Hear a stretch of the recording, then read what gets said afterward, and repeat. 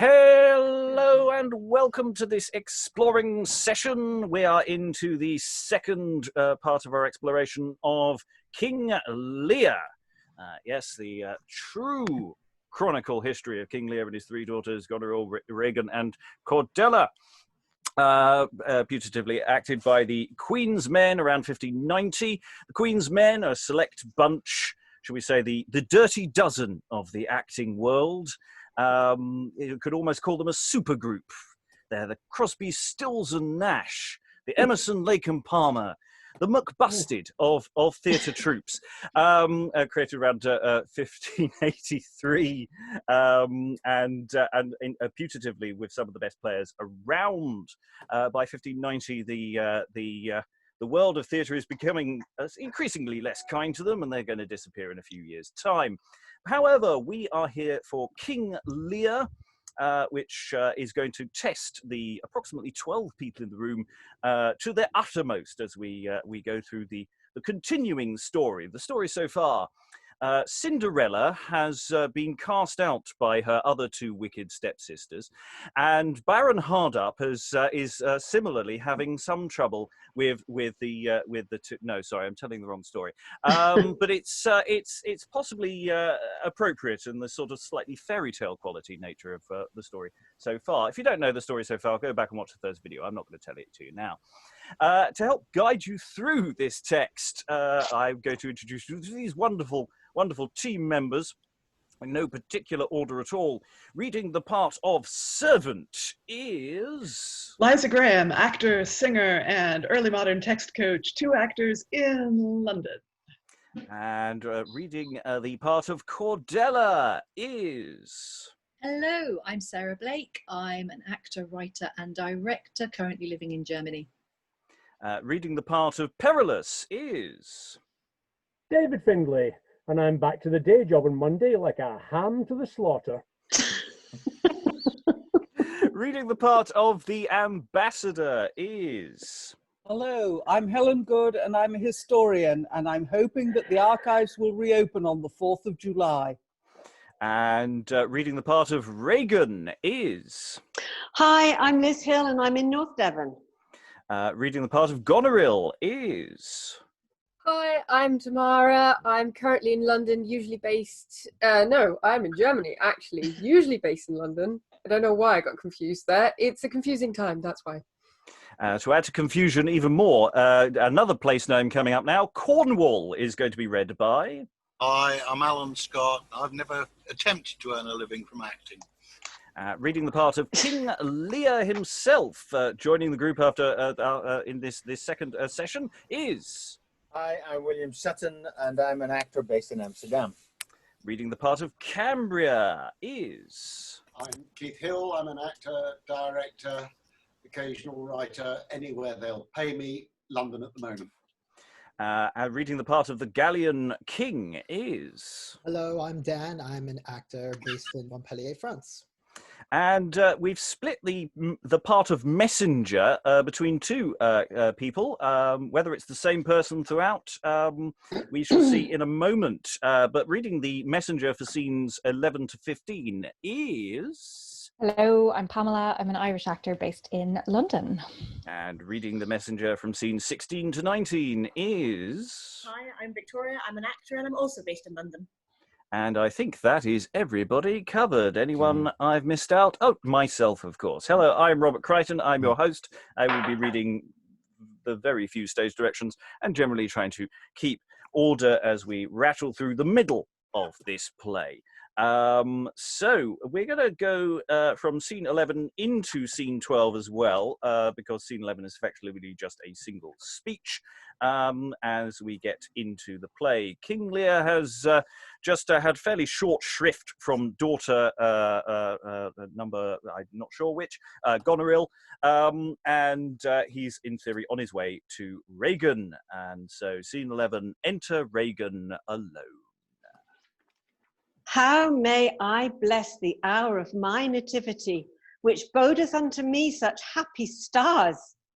How may I thank kind fortune that vouchsafes to all my actions such desired event?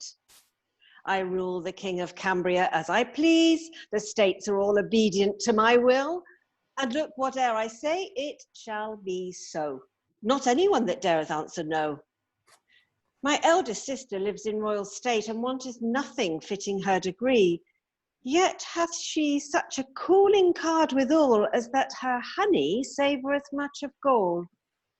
My father with her is quartermaster still, and many times restrains her of her will.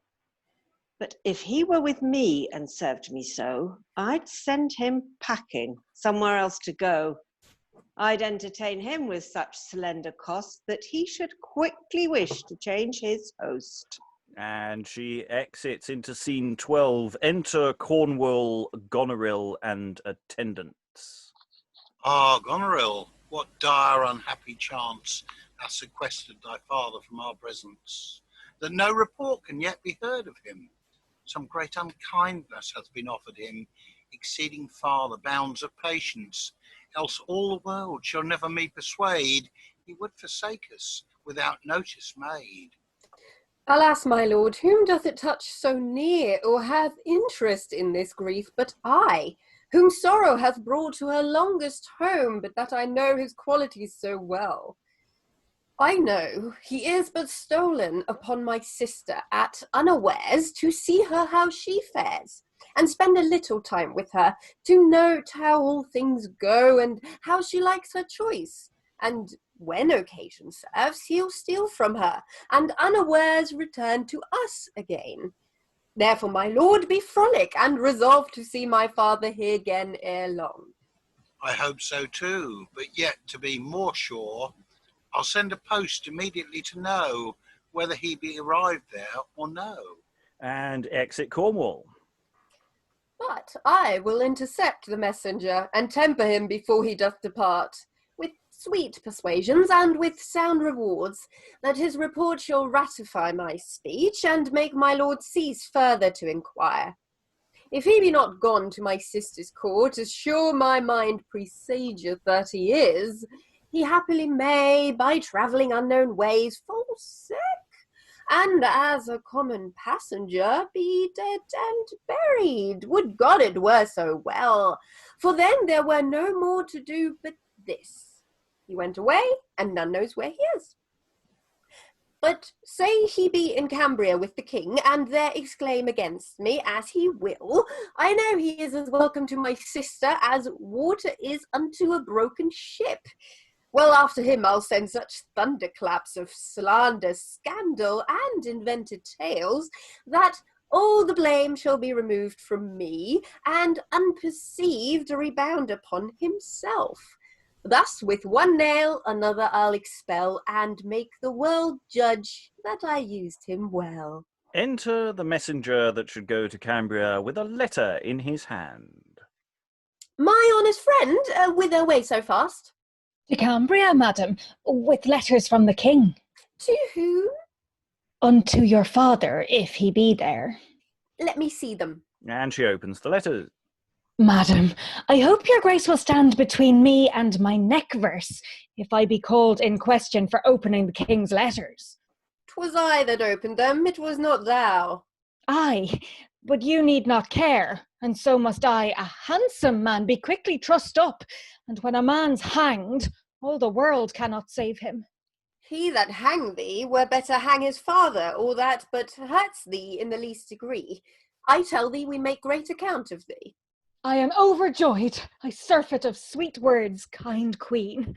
Had I 100 lives, I would spend 99 of them for you, for that word. Aye, but thou wouldst keep one life still, and that's as many as thou art like to have. That one life is not too dear for my good queen. This sword, this buckler, this head, this heart, these hands, arms, legs, tripes, bowels, and all the members else whatsoever, are at your dispose. Use me, trust me, command me.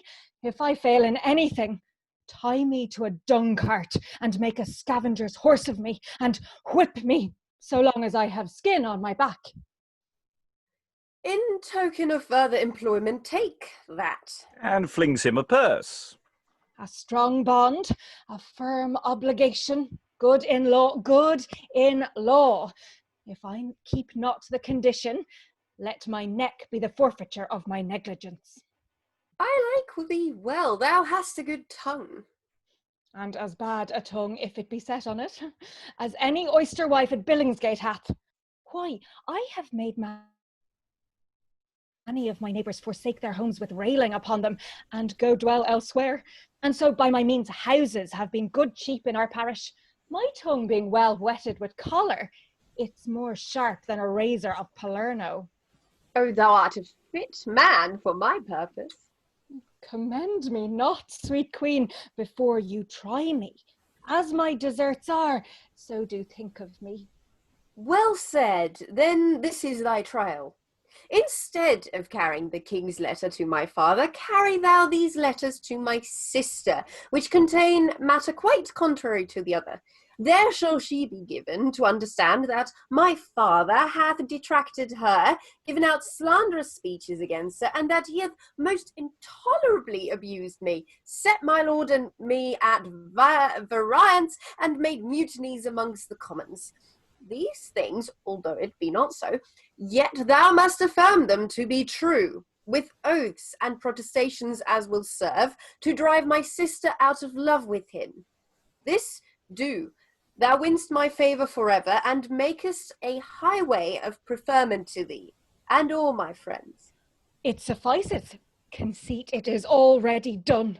I will so tongue whip him that I will leave him as bare of credit as a poulter leaves a coney when she pulls off his skin. Yet there is a further matter. I thirst to hear it. If my sister thinketh convenient, as my letters importeth, to make him away, hast thou the heart to effect it? Few words are best in so small a matter. These are but trifles. By this book I will. And kisses the paper. About it presently, I long till it be done. I fly, I fly. And exit the messenger. Let's pause there. Lots of meat to eat upon there. First thoughts in the room about what's going on here. You're right about Mumford. Mm. It's the very man. Yeah, it does feel very much like whoever was playing Mumford is now playing a slightly different, moderately comic role. He's got the wordplay going all the way, doesn't he? Mm. And he's a trusted, able member of the company, because actually the messenger is much cleverer than Mumford and has much more prose. Mm. There's a lot of switching to and fro between prose and verse. That's a bloody wonderful scene. Mm. I have to say, I particularly like arms, legs, tripes, bowels, and all the members else whatsoever. So did I. That's a fabulous line. I think the one that actually got me is "Commend me not, sweet queen, before you try me." And then he goes back, into verse. As my deserts are, so do think of me. It's very naughty.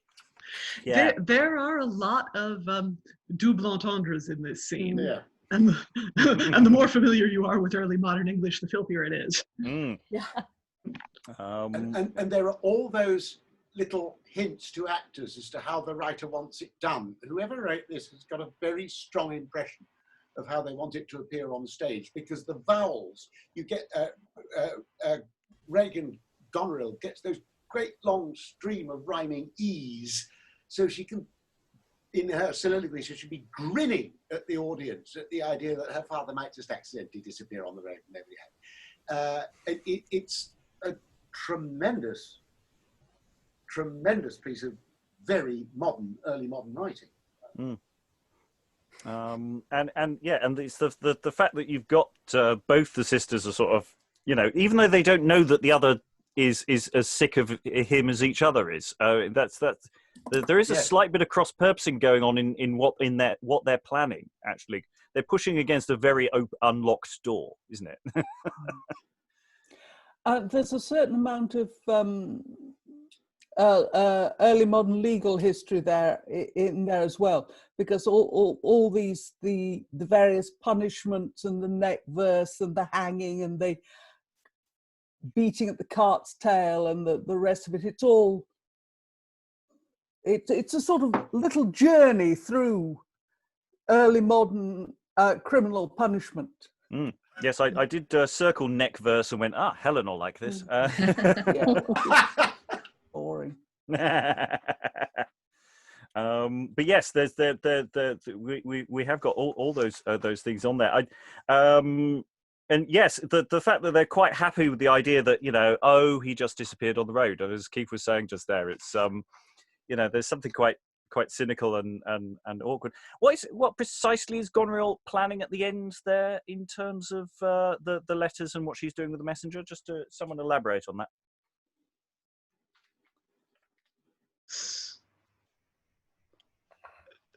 So, well, basically, to send the king's letter of complaint about Gonorill to Ragan instead of Cornwall,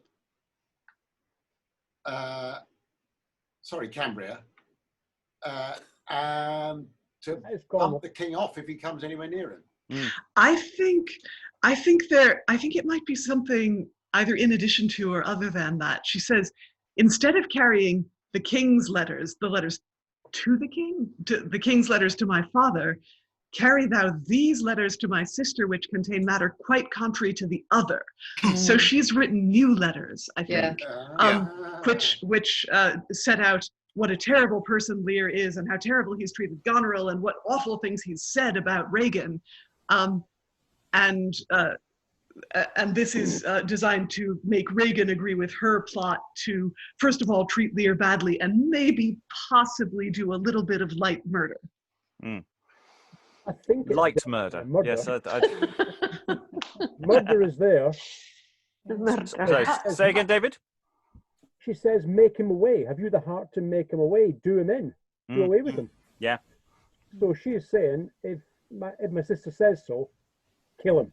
If you've got the heart for it. Because that's what that make him away means. Yes. Yes. Yeah. So it's all we're picking this up as the plotting's going on, isn't it? Obviously the dramaturgy for the audience, of course, we've just followed on from Gonorill and Cornwall directly talking to the king and the argument there before they go out on the road. So this is following on with that little Ragan's sandwich, as it were, in the middle. Any other thoughts before we move forward? Yeah, the poulterer is also selling rabbits, and it's a she. It's amazing what historians really love. It's very cool, very cool. And when she pulls off his skin, skinning a rabbit is, if you know how to do it, it's a very quick operation. It's interesting how rabbits are male, but hares are usually female. Other thoughts before we move on? We'll rattle again the next two scenes into each other because one is a speech and then there's a little scenette occurring. So we'll go into scene 13, which is enter Cordella, solus, alone. I have been over negligent today in going to the temple of my God to render thanks for all his benefits which he miraculously hath bestowed on me, in raising me out of my mean estate when I was devoid of worldly friends, and placing me in such a sweet content as far exceeds the reach of my deserts. My kingly husband, mirror of his time, for zeal, for justice, kindness, and for care to God, his subjects, me, and commonweal, by his appointment was ordained for me. I cannot wish the thing that I do want. I cannot want the thing, but I may have, save only this, which I ne'er shall obtain, my father's love. Oh, this I ne'er shall gain. I would abstain from any nutriment and pine my body to the very bones. Barefoot I would on pilgrimage set forth unto the furthest quarters of the earth, and all my lifetime would I sackcloth wear, and mourning-wise pour dust upon my head, so he but to forgive me once would please, that his grey hairs might go to heaven in peace. And yet I know not how I am offended, or wherein justly I have deserved blame. Oh, sisters, you are much to blame in this. It was not he, but you that did me wrong. Yet God forgive both him and you, and me, even as I do, in perfect charity. I will to church, and pray unto my Saviour that ere I die, I may obtain his favour. And she exits. Enter Leir and Perillus faintly as we go into scene 14. Rest on me, my lord, and stay yourself. The way seems tedious to your aged limbs. Nay, rest on me, kind friend, and stay thyself. Thou art as old as I, but more kind. Ah, good my lord, it ill befits that I should lean upon the person of a king. But it fits worse that I should bring thee forth, that had no cause to come along with me through these uncouth paths and direful ways, and never ease thy fainting limbs a whit. Thou hast left all, aye, all to come with me, and I, for all, have naught to guerdon thee. Cease, good my lord, to aggravate my woes with these kind words, which cuts my heart in two, to think your will should want the power to do. Cease, good Perillus, for to call me lord, and think me but the shadow of myself. That honourable title will I give unto my lord so long as I do live. Oh, be of comfort, for I see the place whereas your daughter keeps her residence, and lo, in happy time the Cambrian prince is here arrived to gratify our coming. And enter the Prince of Cambria, Ragan, and nobles. Look upon them and whisper together. Were I best speak, or sit me down and die? I am ashamed to tell this heavy tale. Then let me tell it, if it please my lord. 'Tis shame for them that were the cause thereof. What two old men are those that seem so sad? Methinks I should remember well their looks. No, I mistake not. Sure it is my father. I must dissemble kindness now with force. And she runneth to him and kneels down, saying, Father, I bid you welcome, full of grief to see your grace used thus unworthily, and ill-befitting for your reverend age, to come on foot a journey so endurable. Oh, what disaster chance have been the cause to make your cheeks so hollow, spare, and lean? He cannot speak for weeping. For God's love, come. Let us refresh him with some needful things, and at more leisure we may better know whence springs the ground of this unlooked-for woe. Come, father, ere we any further talk, you shall refresh you after this weary walk. And exit, leaving Ragan behind. Come he to me with finger in the eye to tell a tale against my sister here, whom I do know he greatly hath abused. And now, like a contentious crafty wretch, he first begins for to complain himself, when as himself is in the greatest fault. I'll not be partial in my sister's cause, nor yet believe his doting vain reports, who for a trifle, safely I dare say, upon a spleen is stolen thence away. And here, forsooth, he hopeth to have harbour, and to be moaned and made on like a child. But at belong his coming he shall curse, and truly say he came from bad to worse. Yet will I make fair weather to procure convenient means, and then I'll strike it sure. And she exits. What I'm getting here is that this is the same sort of game of mismanagement or prior knowledge that we had in the opening of the play.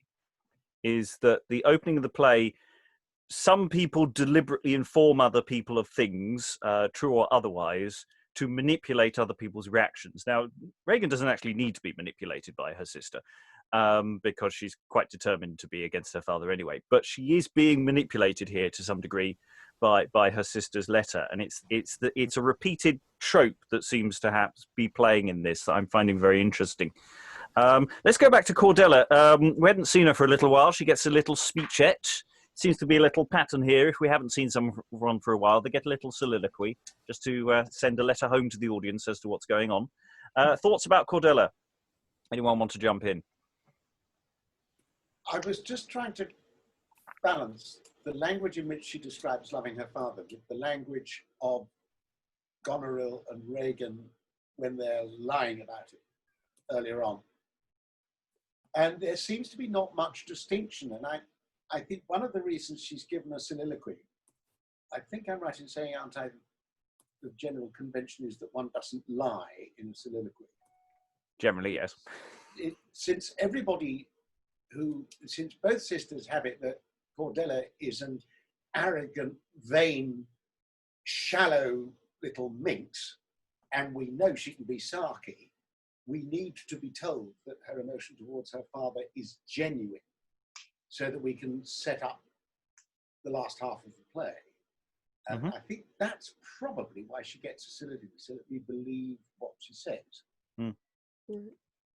I mean, it is in accordance with the scene we had with the King of France earlier as well, even if that wasn't soliloquized. So, but I think it is a reiteration of that. You know, Temple of my God, very, very imprecise as to which God we're talking about here. But she's there to. Sorry. In the last two lines of the soliloquy, I don't think there's any doubt about what God this is. Yeah. But she's a good pious personage throughout this.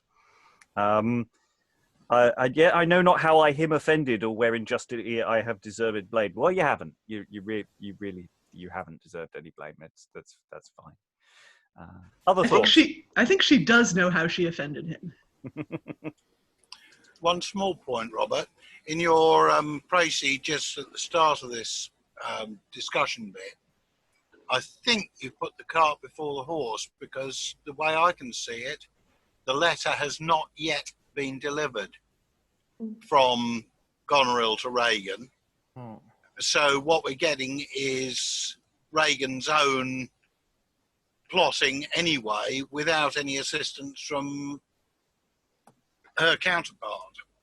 I thought there was something that gave an indication that she had. I appreciate the point, because the scene that's about to come. But I thought there was something in there that indicated she had some other thought. But yes, I may be entirely cart before the horse there. As we're into that now, thoughts about that scene with Perillus and Leir and daughter Ragan. I love that little moment at the beginning of that scene where you've got the two old boys leaning on each other. It's just, you know, and he's like, oh, you lean on me. No, you lean on me. Oh, but you're the king. I can't lean on you. Oh, no, it's fine. Just lean on me. As I said yesterday, I did not find Leir particularly sympathetic yesterday, even though he was much given to speechifying about how much he loved his children. I was like, yeah, and yet your actions. But this little scene I found incredibly endearing. And I thought it was just really beautifully observed and well written, and quite clever in the way that, it's quite clever as well, the placing of it, because we know that Gonorill and Ragan are the wicked sisters, from what they've said earlier and the plotting that they've already done. But then that scene where Gonorill talks to the messenger, that just ramps it up to the next level. That just takes it, before you could sort of say, oh, well, yeah, she's nasty, but you can kind of see why she'd be irritated by him.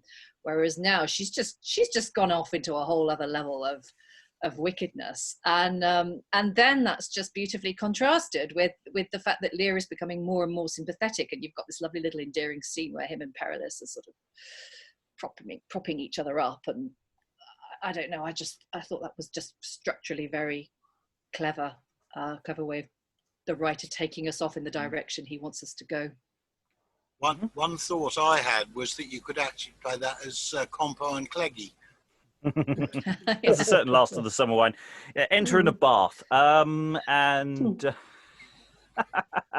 other thoughts about where we are before we move forward? Yeah, I was thinking of two particularly unspecified, but the aged theatrical knights who were sort of very prominent at the end of the last century, but seem to have dropped off the twig recently. You know, I mean, pick any two. Dear Johnny. Yes. Larry. Larry. Yeah. Rafe. Yes. I don't know. I was thinking more Gilgood and Richardson myself. Yes. Yes, and it's just again we get Ragan doing her demonstrative "Oh, father" bit. You know, it's the second time she's got to do her demonstrative acting of things, and you know, the aside, "I must dissemble kindness now, of course," which I assume must be an aside. It isn't noted as such, but it must be. So. And it really does, in view of Leir being so resigned in the scene with Perillus, it really does convert Ragan into a first-class kicker of the kitten, doesn't it? Oh, yes. Because he's not railing or promising revenge or blasting them to the 13th generation. He's just sitting in a puddle saying, "Oh, I've made a cock of this." Yes, he was said in earlier when they was being described by Perillus, wasn't it? That he basically just sits there and takes everything quite quietly and without complaint, and there's kicking kittens is perhaps a good way of putting it, or possibly not. I don't know. Maybe maybe we should move away from that. We got quite a few cats in the room, so we should be careful of not upsetting our masters. Any other thoughts before we move on? Okay, let's move into scene 15. Return of the messenger. Messenger enters alone. Now, happily I am arrived here, before the stately palace of the Cambrian king. If Leir be here, safe-seated and in rest, to rouse him from it, I will do my best. And enter Ragan. Now, bags of gold, your virtue is, no doubt, to make me in my message bold and stout. The King of Heaven preserve your majesty. Oh, the King of Heaven preserve your majesty and send your highness everlasting reign. Thanks, good my friend. But what imports thy message? Kind greetings from the Cornwall Queen. The residue these letters will declare. And she opens the letters. How fares our royal sister? I did leave her at my parting in good health. She reads the letter, frowns, and stamps. See how her colour comes and goes again. Now red as scarlet, now as pale as ash. See how she knits her brow and bites her lips and stamps and makes a dumb show of disdain mixed with revenge and violent extremes. Here will be more work and more crowns for me. Alas, poor soul! And hath he used her thus? And is he now come hither with intent to set divorce betwixt my lord and me? Doth he give out that he doth here report that I do rule my husband as I list, and therefore means to alter so the case that I shall know my lord to be my head? Well, it were best for him to take good heed, or I will make him hop without a head, for this presumption, dotard that he is. In Cornwall he hath made such mutinies, first setting of the king against the queen, then stirring up the commons against the king, that had he there continued any longer, he had been called in question for his fact. So, upon that occasion thence he fled, and comes thus slyly stealing unto us. And now already, since his coming hither, my lord and he are grown in such a league that I can have no conference with his grace. I fear he doth already intimate some forged cavalations against my state. 'Tis therefore best to cut him off in time, lest slanderous rumours once abroad dispersed, it is too late for them to be reversed. Friend, as the tenor of these letters shows, my sister puts great confidence in thee. She never yet committed trust to me, but that, I hope, she found me always faithful. So will I be to any friend of hers that hath occasion to employ my help. Hast thou the heart to act a stratagem, and give a stab or two, if need require? I have a heart compact of adamant, which never knew what melting pity meant. I weigh no more the murdering of a man than I respect the cracking of a flea when I do catch her biting on my skin. If you will have your husband or your father or both of them sent to another world, do but command me do it. It shall be done. It is enough. We make no doubt of thee. Meet us tomorrow here at 9 o'clock. Meanwhile, farewell, and drink that for my sake. And exit Ragan. Aye, this it will make me do the deed. Oh, had I every day such customers, this were the gainfullest trade in Christendom. A purse of gold given for a paltry stab. Why, here's a wench that longs to have a stab. Well, I could give it to her, and ne'er hurt her neither. And he exits with that sexual innuendo. Though I have to say, the scene itself didn't seem to play that kind of relationship between them in the way that it did with the other sister. I don't know if I'm missing anything, because Ragan just sort of tosses money over her shoulder as she goes out. Give a stab or two if need require. Just one or two. Messenger once again gets some great lines. Reagan's long speech I thought was really interesting, because it's that question of, assuming most of it's an aside, that she's not saying any of that actually directly to the messenger or expected to be overheard by the messenger. We've got all this talk of mutinies and that her husband's always chatting with the king now that he's come over, her father rather, because they're talking about themselves as king and queen, etc. I thought that was really interesting, actually, how quickly that sense of destabilization comes in. Thoughts about that scene? Yeah, particularly she says that you get the impression that she's the one who rules the roost to a certain extent. So I thought that was kind of interesting. Yeah, the both queens were quite keen on getting married early on, but they don't seem that enamoured of their husbands anymore. Is that a fair assessment, or am I over stressing that? Well, I'm thinking there could be a good market here for someone selling thumb-shaped toupees. Okay. Next. Well, okay. When we in Reagan's soliloquy before this scene, she says that she's very happy with her life because her husband does whatever she wants. And to us in this age, this seems kind of reasonable.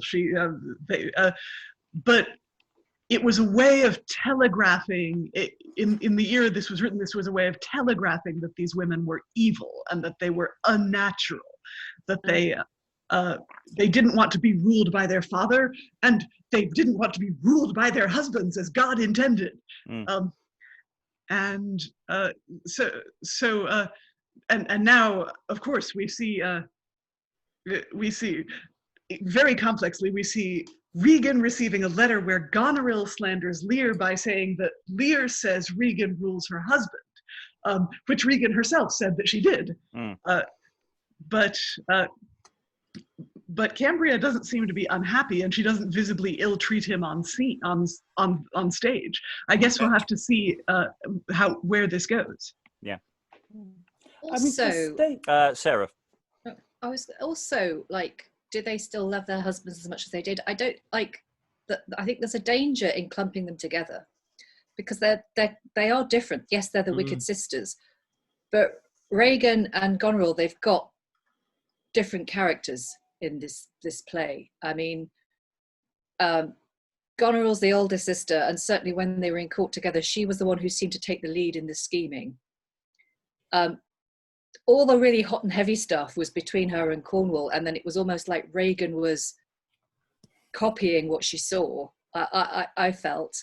And then we've got this thing where Ragan is reveling in the fact that she rules Cambria. I'm sure Gonorill rules Cornwall too, but I think she probably does it in a different way. And I don't know. I think, yes, maybe they don't love their husbands as much as they did, but maybe they never loved them at all. But I think I'd be wary of lumping them together, because what I actually really love about this is the fact that they are quite distinct characters, and they have their different dynamics with their husbands and with their father to a slim degree. And also, with the messenger, they seem to have a very yes. good, Ragan doesn't seem to have the same relationship with the messenger that her sister did. No, exactly. She operates in a different way. Gonorill is, yes, she's using her charisma, her sex appeal, whatever, to kind of hook him in. Ragan's not doing that. She has a different way of operating, and it's I just think it's interesting the way the playwright has done that, made them very individual figures.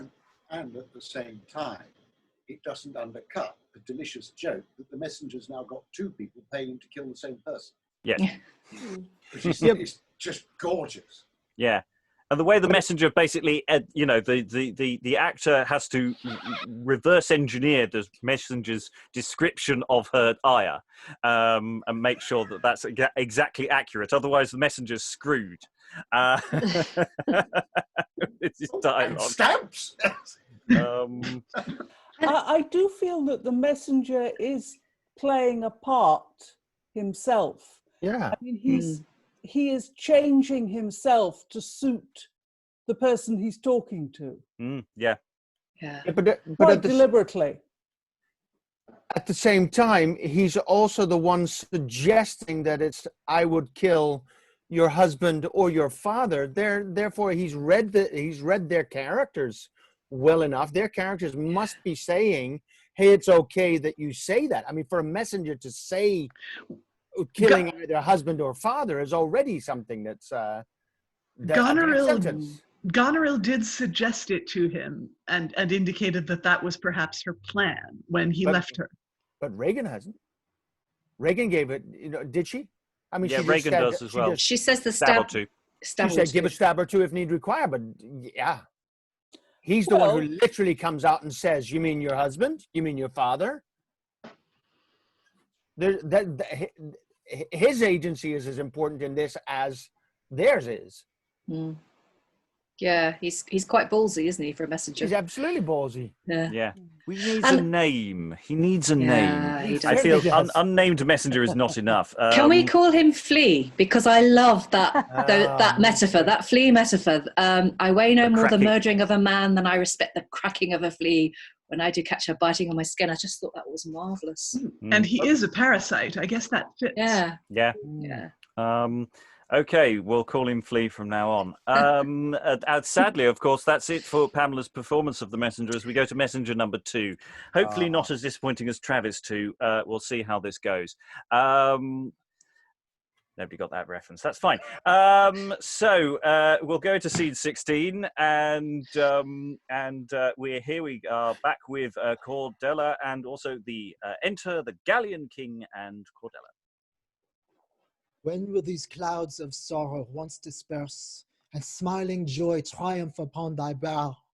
When will this scene of sadness have an end, and pleasant acts ensue to move delight? When will my lovely queen cease to lament, and take some comfort to her grieved thoughts? If of thyself thou deignest to have no care, yet pity me, whom thy grief makes despair. Oh, grieve not you, my lord, you have no cause. Let not my passions move your mind a whit, for I am bound by nature to lament for his ill will that life to me first lent. If so, the stalk be dried with disdain, withered and sere, the branch must needs remain. But thou art now graft in another stock. I am the stock, and thou the lovely branch. And from my root continuous sap shall flow to make thee flourish with a perpetual spring. Forget thy father and thy kindred now, since they forseek thee like inhuman beasts. Think they are dead, since all their kindness dies, and bury them where black oblivion lies. Think thou art the daughter of think not thou art the daughter of old Leir, who did unkindly inherit thee, but think thou art the noble Gallian queen, and wife to him that dearly loveth thee. Embrace the joys that present with thee dwell. Let sorrow back and hide thee herself in hell. Not that I miss my country or my kin, my old acquaintance or my ancient friends, doth any whit distemperate my mind, knowing you, which are more dear to me than country, kind, and all the things else can be. Yet pardon me, my gracious lord, in this, for what can stop the course of nature's power? As easy is it for four-footed beasts to stay themselves upon the liquid air, and mount aloft into the element, and overstrip the feathered fowls in flight. As easy is it for the slimy fish to live and thrive without the help of water. As easy is it for the blackamoor to wash the tawny colour from his skin, which all oppose against the course of nature, as I am able to forget my father. Mirror of virtue, phoenix of our age, too kind of a daughter for an unkind father, be of good comfort, for I will dispatch ambassadors immediately for Britain unto the King of Cornwall's court, whereas your father keepeth now his residence. And in the kindest manner in him entreat that, setting former grievances apart, he will be pleased to come and visit us. If no entreaty will suffice the turn, I'll offer him the half of all my crown. If that moves not, we'll furnish out a fleet and sail to Cornwall for to visit him, and there you shall be firmly reconciled in perfect love, as erst you were before. Where tongue cannot sufficient thanks afford, the King of heaven remunerate my lord. Only be blithe and frolic sweet with me. This and much more I'll do to comfort thee. It's a sweet little scene, isn't it? You know, forget the past, move on. If you can't move on, well then, look, we'll send him a letter. You know, invite him over. That would be lovely. You know, we've got the summer house. You can come and visit. That's and if not, I'll offer him a bribe. That might turn. If not, we'll go and visit him, because everyone loves it when relatives arrive unannounced. That might be the moral of this story, is just don't do that. Yeah.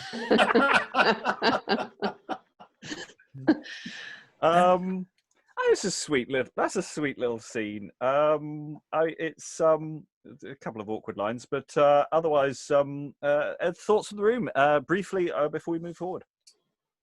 Well, she could only have been that nice to Dad when she was there.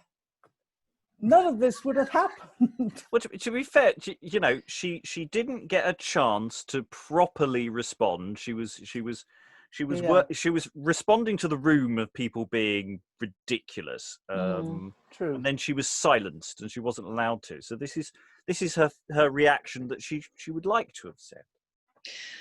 One thing that just occurred to me, him getting married as the Gallian king, I mean, that's quite a big deal. You'd think word would have got back. Has word got back? Do they know that she's married to the Gallian king? That she's kind of a queen now? Because no one said anything. The waters have been. It's been a really rough seas. Letters haven't got across yet. Letters haven't got across. Right. Takes a few months. A few months if weather's bad. Because there's no indication. We haven't had indication that they know in Britain what's going on. Yeah. But then it seems odd that they wouldn't have discovered this, because they've been busy, they've been happy, they haven't got around to writing a letter, which is what's going on here. David, I've noticed your hands up. Yeah, it's about this thing that let it be known that Gonorill, Ragan, and Cordella are all married in one day. that was said yesterday. Mm. They would all be married on the same day. I find it a bit strange they haven't quite heard.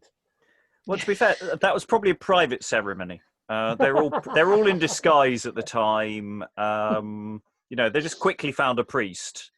There hasn't been a coronation. Let's say there hasn't been a proper coronation. But she's back over with him now, isn't she? It seems to be, yeah. Yeah. So. Now, am I the only person in the room to get the impression that the French king thinks that if she just stopped mithering about her father for 10 minutes, he might get a bit more nooky? Yes, exactly. My root continual satchel flow, exactly. That one. Yes. What rooting mentioned? And exactly. And frolic sweet with me. Yeah. Well, it's a fair point. I mean, to whom does she owe her duty? To her royal father or her other lord? And it seems to be troubling her more than somewhat. You could play that. You could play that scene beautifully, though, where like the more he goes into his speech, the more they're sort of getting it on together, and then like literally she suddenly goes, "Oh, not that I miss my country or my king," and he's like, "Oh." Yes, because there's nothing the Gallian king wants to hear more when he's trying to get it on is her crying for daddy. Yeah. I really wanted to play it that way, but the text just betrayed me, really. If he did that, then Cordelia would look like an idiot, or I don't know. I don't think he's really a villain that way, or meant to be funny that way. I think you're right, Daniel. I mean, it would be fun to try it out in the rehearsal room, but I don't think it would survive to the stage. I really wanted to, though. No. It did suit the accent quite well, though. I thought the dialogue worked very well that way. Anything else before we move on to scene 17? Quite generous of him to offer half of all my crown. It's a bit over the top, I think, that. He's in love. He's gagging for it. Well, that's...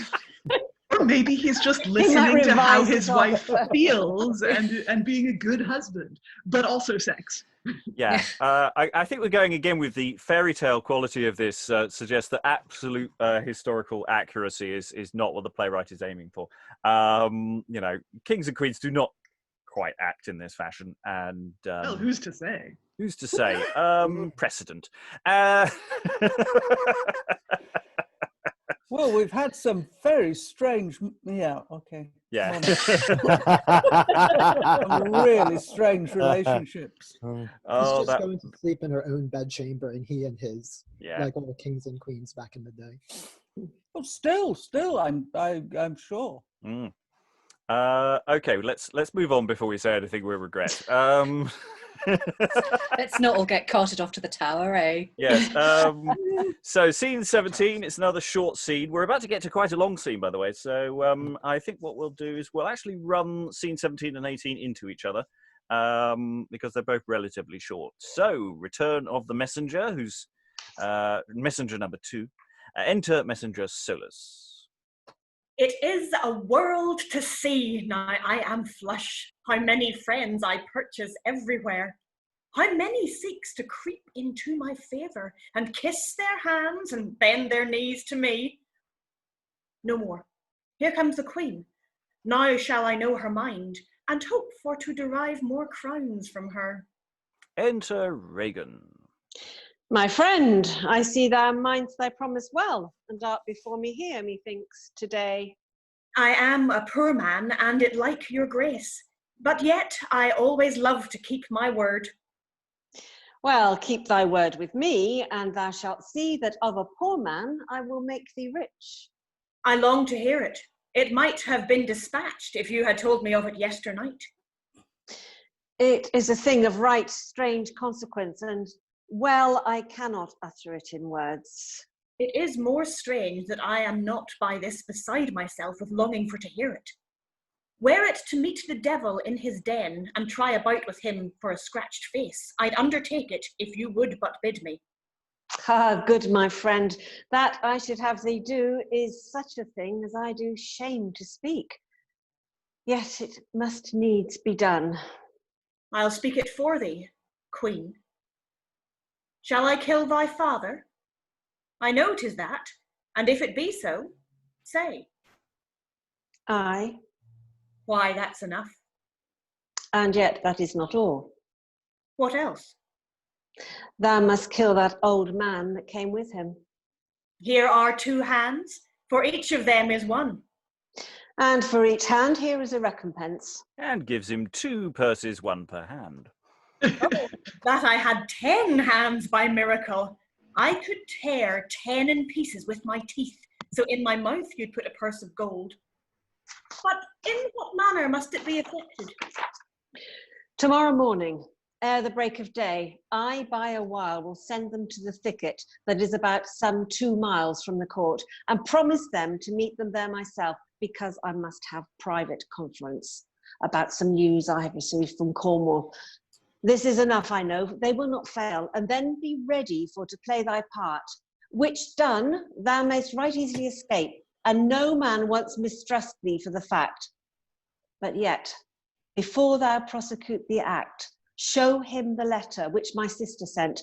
There let him read his own indictment first, and then proceed to execution.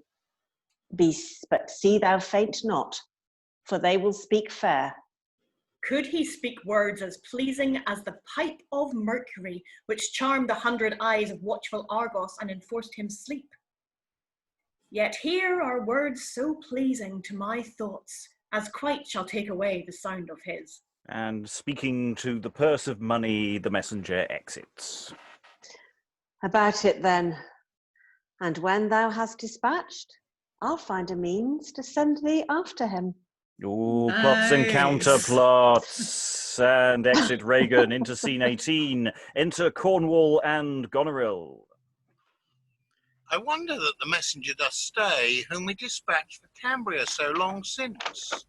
If that his answer do not please us well, and he do show good reason for delay, I'll teach him how to dally with his king, and detain us in such long suspense. My lord, I think the reason may be this. My father means to come along with him, and therefore 'tis his pleasure he shall stay for to attend upon him on the way. It may be so, and therefore till I know in truth thereof, I will suspend my judgment. Enter the servant. Like your grace, there is an ambassador arrived from Gallia and craves admittance to your majesty. From Gallia? What should his message hither import? Is not your father happily gone thither? Well, whatsoe'er it be, bid him come in, he shall have audience. Enter the ambassador. What news from Gallia? Speak, ambassador. The noble king and queen of Gallia first salutes by me, their honourable father, my lord Leir. Next, they commend them kindly to your graces, as those whose welfare they entirely wish. Letters I have to deliver to my lord Leir, and presents too, if I might speak with him. If you might speak with him, why do you think we are afraid that you should speak with him?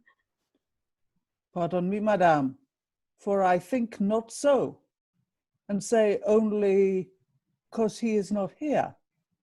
Indeed, my friend, upon some urgent cause, he is at this time absent from the court. But if a day or 2 you here repose, it is very likely you shall have him here, or else have certain notice where he is. Are not we worthy to receive your message? I had in charge to do it to himself. It may be, then, 'twill not be done in haste. How doth my sister brook the air of France? Oh, exceeding well, and never sick 1 hour, since first she set her foot upon the shore. I am the more sorry. I hope not, madame. Didst thou not say that she was ever sick since the first hour that she arrived there? No, madame, I said quite contrary. Oh, then I mistook thee. Then she is merry, if she have a health. Oh, no, her grief exceeds until the time she be reconciled unto her father. God continue it. What, madame? Why, her health? Amen to that. But God release her grief, and send her father in a better mind than to continue always so unkind. I'll be a mediator in her cause, and seek all means to expiate his wrath. Madam, I hope your grace will do the like. Should I be a mean to exasperate his wrath against my sister, whom I love so dear? No, no. To expiate or mitigate his wrath, for he had misconveyed without a cause. Oh, aye, what else? 'Tis pity it should be so. Would it were otherwise. It were great pity it should be otherwise. Then how, madam? Then that they should be reconciled again. It shows you bear an honourable mind. It shows thy understanding to be blind, and that thou hadst need of an interpreter. Well, I will know thy message ere it be long, and find a mean to cross it if I can. Come in, my friend, and frolic in our court till certain notice of my father come. Better be careful telling the Frenchman to frolic in the court. We don't know what he might take it to mean. Sorry. It's a word that's changed its meaning, isn't it? Yes. Unlike flush. Yes. Mm. First line of scene 17. Mm. Now Yeah. I am flush. It's Yeah, wonderful. flush with cash. Yeah. I had absolutely no idea it was that old. Mm. And yeah, he's really happy that he's got all this cash. And it's interesting going back to scene 17, where we started this little sequencette, is that Ragan's suddenly become quite chary of saying out loud what they've already sort of discussed earlier. It's a quite good scene, but it is sort of slightly going, haven't we been here before? It's a vast moment. I mean, the messenger says, look, let's just spit it out, shall we? Do you want me to kill your father? And the only reply he gets is the shortest word in the English language. Mm. And it's probably printed with the single capital letter I. I mean, you just imagine the original actor who got this script going, oh, shit! Huge! Absolutely huge! Mm. It's a great little scene. And, the thing is, would you kill two people? And just to set up the two hands and the two purses. I mean, that's really lovely. Liz. Yeah, no, I don't feel that she's that. It seemed to me that she's in a way just putting on this being chary about saying what she wants. Yeah, it's deniability, isn't it? Mm. I never told him to do it. Mm. And then the almost, I don't know if by this point it's a convention yet, but killing your own murderer or planning to kill your own murderer set up at the end there as well. Well, that seems just sensible. Yeah, everybody does it. Everybody does it. Not leaving loose ends. Good forward planning there by Ragan. Mm. But it's also that detail. Oh, sorry, who's speaking? David. Me, Helen, yeah. You would think that sooner or later in the murdering profession, someone would spot this trend. Well, the thing is, they don't get a chance to tell anybody else in the fraternity about it because they're dead. So and the newsletter is always late. David. Cornwall is coming across as a very decent sort of fella. Yesterday he was fairly clownish. He did some very stupid things, I thought. Mm. But today he seems to be quite responsible and decent, because yesterday I just thought he was another chinless knob. He was quite keen on getting his end away yesterday. I think there's a sense of he's grown into his position of power a little bit and he's grown up. But yeah, you're right. They do seem quite different.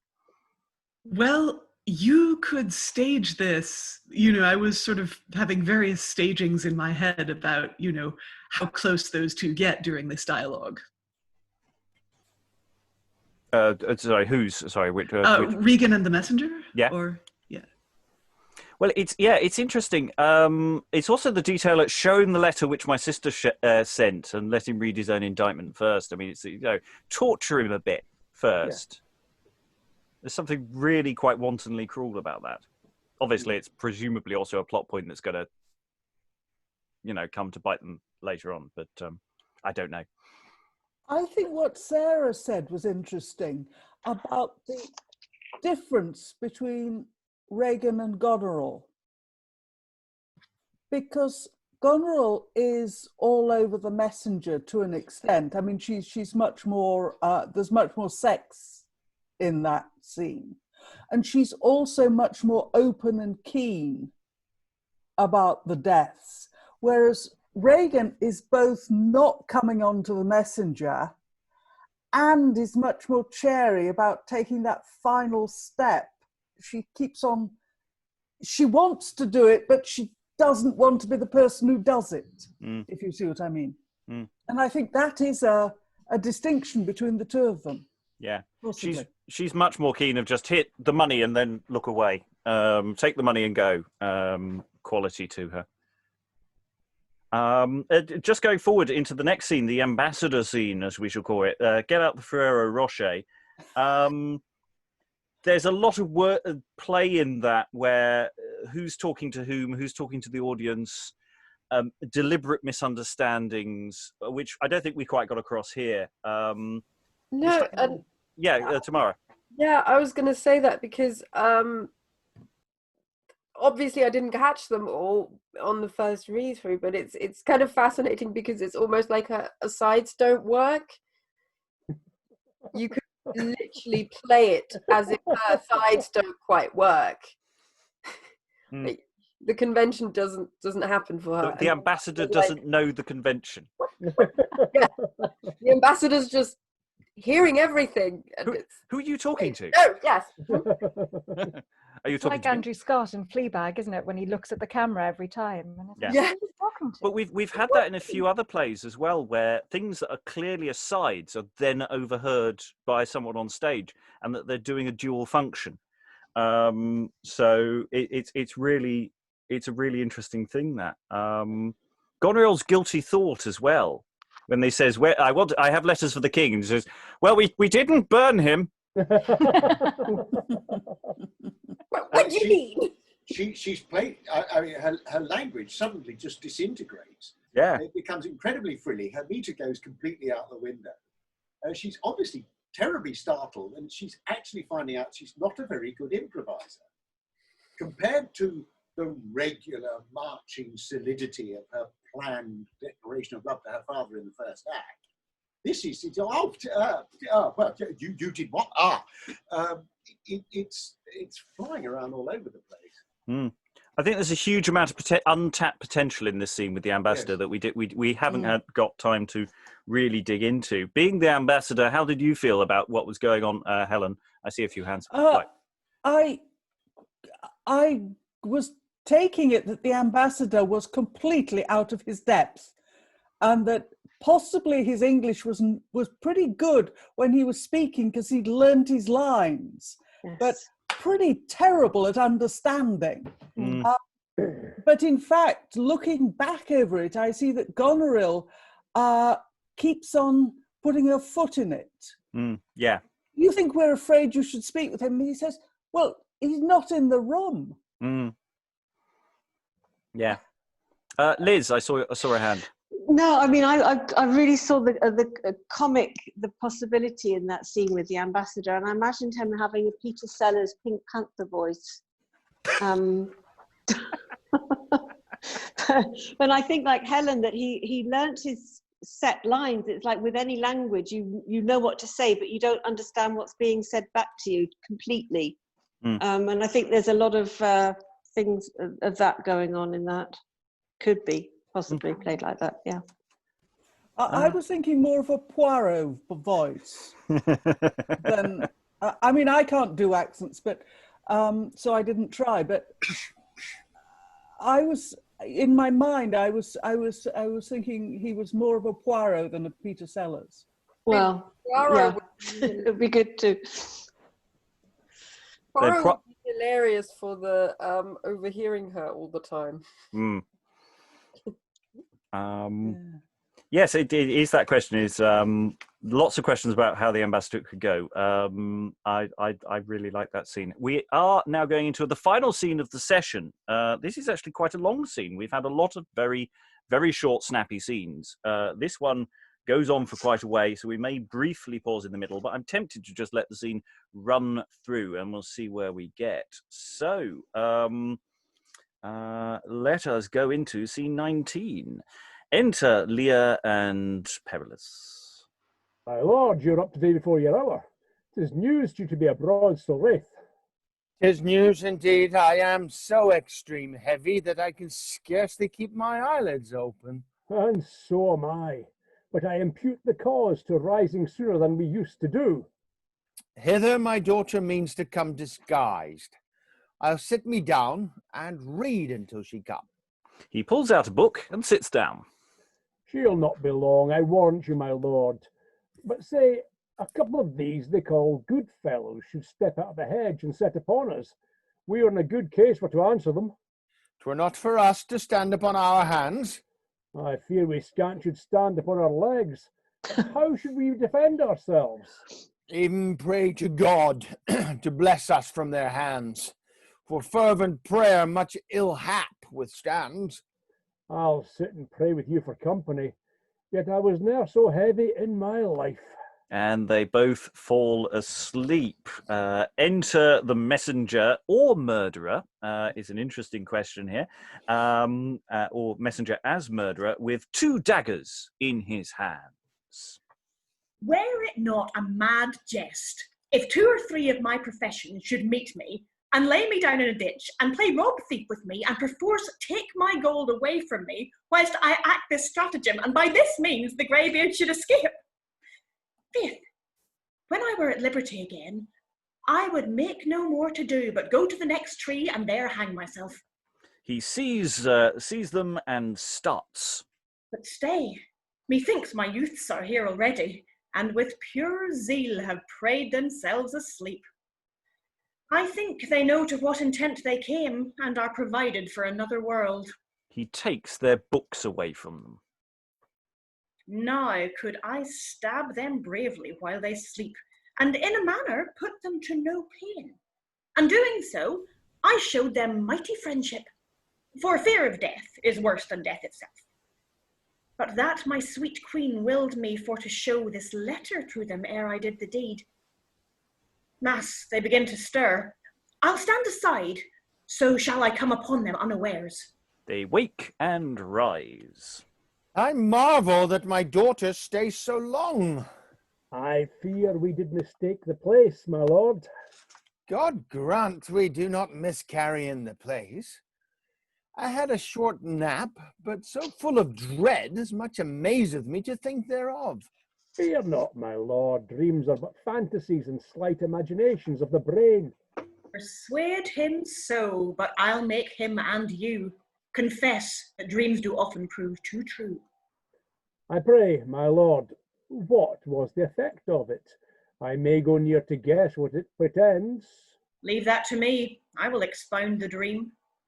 Methought my daughters Gonorill and Ragan stood both before me with such grim aspects, each brandishing a falchion in their hand, ready to lop off a limb where it fell, and in their other hands a naked poniard, wherewith they stabbed me in 100 places, and to their thinking left me there for dead.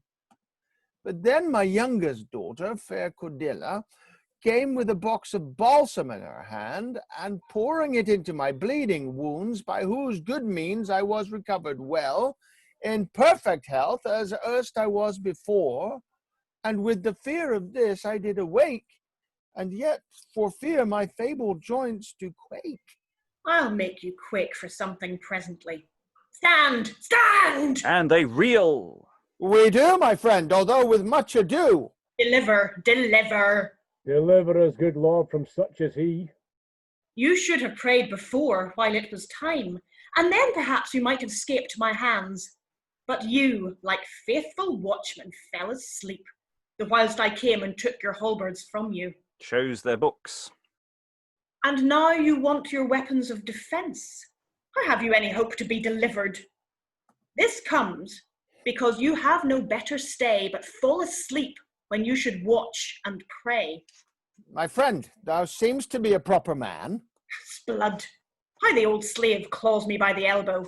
He thinks belike to scape by scaping thus. And it may be are in some need of money.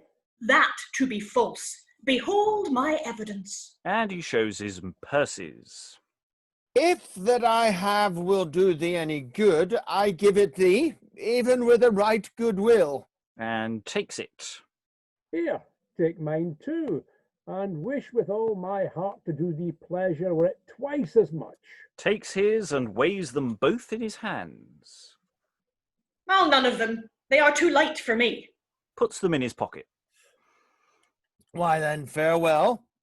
And if thou have occasion in anything to use me to the queen, 'tis like enough that I can pleasure thee. They proffer to go. Do you hear, sir? If I had occasion to use you to the queen, would you do one thing for me that I should ask? Aye, anything that lies within my power. Here is my hand upon it, so farewell. And proffers to go again. Hear you, sir, hear you. Pray, a word with you. Methinks a comely, honest, ancient man should not dissemble with one for advantage. I know when I shall come to try this gear, you will recant from all that you have said. Mistrust him not, but try him when thou wilt. He is a father, therefore may do much. I know he is, and therefore mean to try him.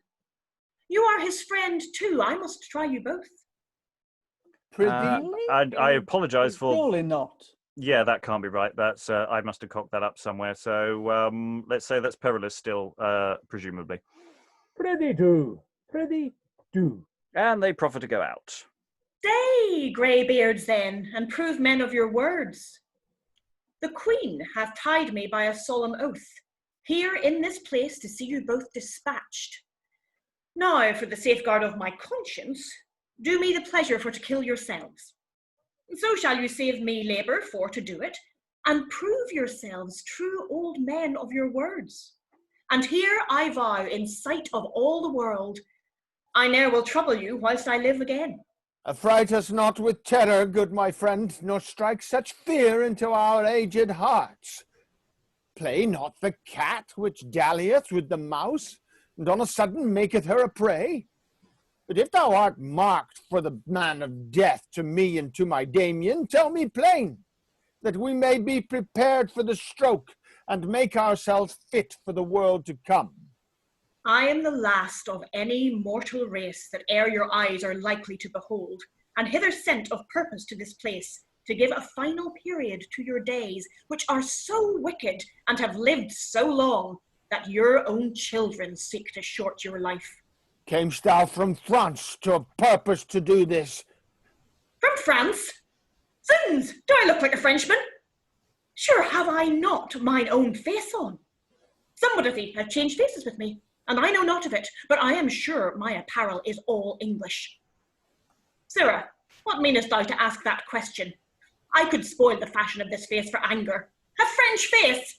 Because my daughter, to whom I have offended, and at whose hands I have deserved as ill as ever any father did of child, is Queen of France.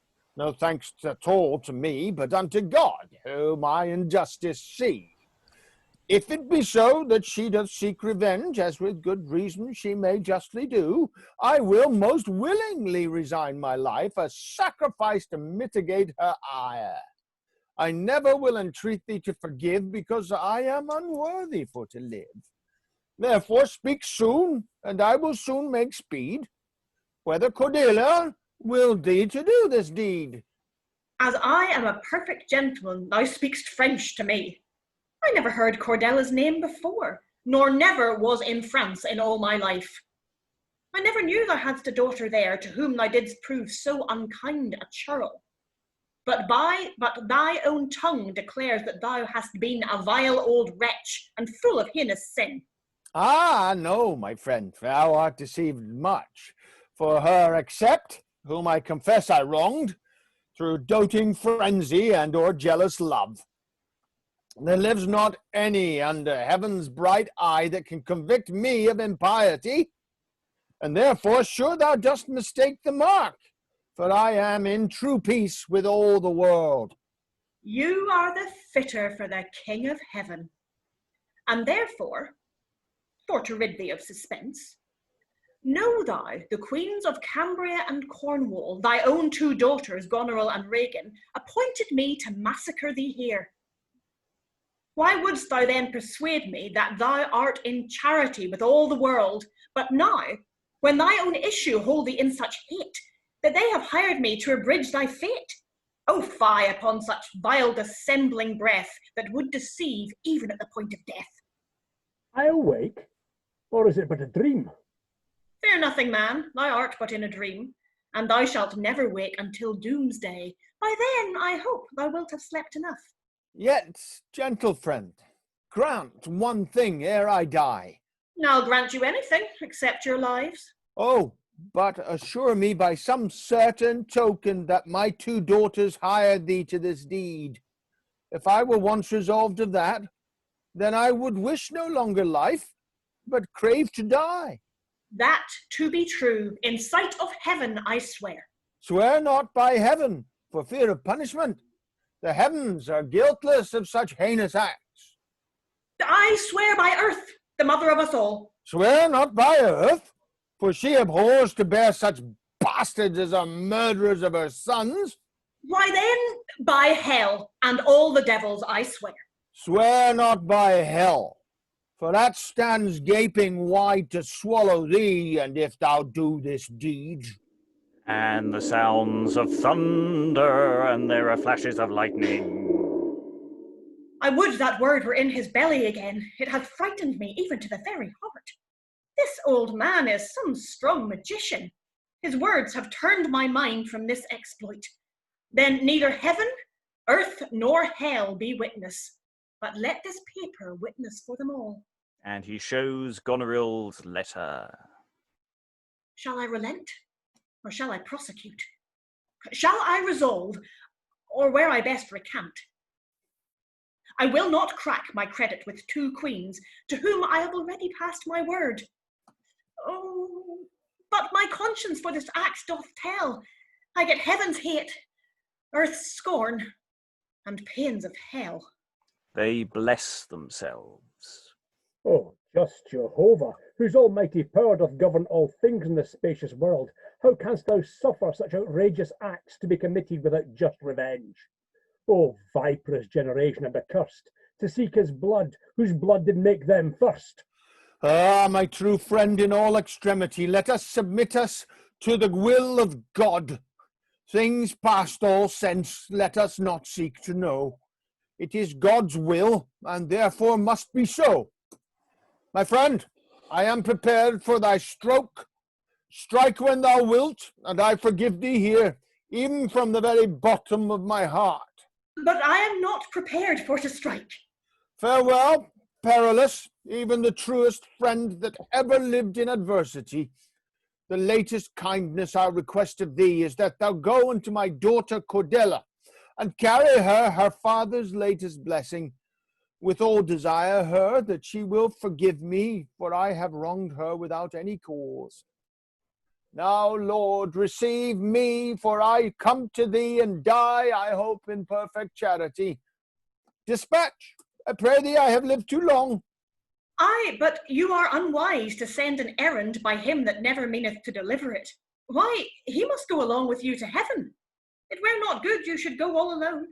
No doubt he shall, when by the course of nature he must surrender up his due to death. But that time shall not come till God permit. Nay, presently to bear you company. I have a passport for him in my pocket, already sealed, and he must needs ride post. And he shows him a bag of money. The letter which I read imports not so, it only toucheth me. No word of him. Aye, but the Queen commands it must be so, and I am paid for him as well as you. I, who have borne you company in life, most willingly will bear you a share in death. It scaleth not for me, my friend, a whit, nor for 100 such as thou and I. Marry, but it doth, sir, by your leave. Your good days are past. Though it be no matter for you, 'tis a matter for me. Proper men are not so rife. Oh, but beware how thou dost lay thy hand upon the high anointed of the Lord. Oh, be advised ere thou dost begin. Dispatch me straight, meddle not with him. Friend, Thy commission is to deal with me, and I am he that hath deserved it all. The plot was laid to take away my life, and here it is. I do entreat thee, take it. Yet for my sake, and as thou art a man, spare this my friend that hither with me came. I brought him forth, whereas he had not been, but for goodwill to bear me company. He left his friends, his country, and his goods, and came with me in most extremity. Oh, if he should miscarry, if I hear and die, who is the cause of it, but only I? Why, that am I. Let that ne'er trouble thee. Oh, no, 'tis I. Oh, had I now to give thee the monarchy of all the spacious world to save his life, I would bestow it on thee. But I have nothing but these tears and prayers and the submission of a bended knee. And he kneels. Oh, if all this to mercy move thy mind, spare him. In heaven thou shalt like mercy find. I am as hard to be moved as another, and yet methinks the strength of their persuasion stirs me a little. My friend, if fear of the almighty power hath power to move thee, we have said enough. But if thy mind be movable with gold, we have not presently to give it thee. Yet to thyself thou mayst do greater good to keep thy hands so undefiled from blood. For do but well consider with thyself, when thou hast finished this outrageous act, what horror still will haunt thee for the deed. Think this again, that they which would incense thee would be the butcher of their father, when 'tis done, for fear, if it should be known, would make it means to rid thee of the world. Oh, then thou art for ever tied in chains of everlasting torment to endure, even the hottest hole of grisly hell, such pains as never mortal tongue can tell. And it thunders again. He quakes and lets fall the dagger next to Perillus. Oh, heavens be thanked, he will spare my friend. Now, when thou wilt come, make an end of me. He lets fall the other dagger. Oh, happy sight! He means to save my lord. The King of Heaven continue this good mind. Why stayest thou to do execution? I am as wilful as you for your life. I will not do it, now you do entreat me. Ah, now I see thou hast some spark of grace. Beshrew you for it. You have put it in me. The parlousest old men that e'er I heard. Well, to be flat, I'll not meddle with you. Here I find you, and here I'll leave you, and if any ask you why the case so stands, say that your tongues were better than your hands. Exit the messenger. Farewell. If ever we together meet, it shall go hard, but I will thee regreet. Courage, my lord, the worst is overpast. Let us give thanks to God, and hie as hence. Thou art deceived, for I am past the best, and know not whither for to go from hence. Death had been better welcome unto me than longer life to add more misery. It were not good to return from whence we came unto your daughter Ragan back again. Now let us go to France unto Cordella. Your youngest daughter, doubtless she will succour you. Oh, how can I persuade myself of that, since the other two are quite devoid of love, to whom I was so kind as that my gifts might make them love me, if 'twere nothing else. No worldly gifts, but grace from God on high doth nourish virtue and true charity. Remember well what words Cordella spake, what time you asked her, how she loved your grace. She said her love unto you was as much as a child ought to bear unto her father. But she did find my love was not to her as should a father bear unto a child. That makes not her love be any less. If she do love you as a child should do, you have tried two. Try one more for my sake. I'll ne'er entreat you further trial make. Remember the dream you had of late, and think what comfort it foretells to us. Come, truest friend that ever man possessed. Oh no, thou counselst all things for the best. If this third daughter play a kinder part, it comes of God, and not of my desert. And exit the king and Perillus. I mean, it's a noticeably longer scene. There's so much detail. I think we almost need to go back right to the top of that scene to talk about it. So the way it sort of starts is I just felt that they all needed knotted handkerchiefs at the top of the scene and deck chairs.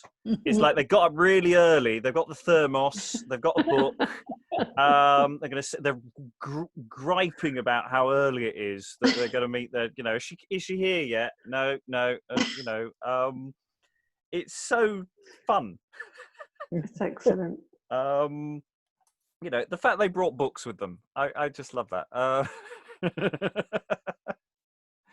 Liza, you muted. He steals the books. I Yes. mean, murder Monster. aside, that's really terrible. Monster. I bet he lost their place as well. God damn it. Bookmarks fell out. They've no idea how far they are in the narrative.